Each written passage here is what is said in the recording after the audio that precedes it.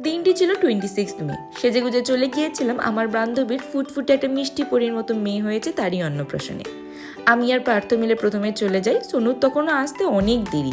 এই যে দেখছো আমার সুন্দরী বান্ধবী আর তার এই মিষ্টি মেয়ে তখন ঘুমিয়েছিল আমরা যখন গিয়েছিলাম।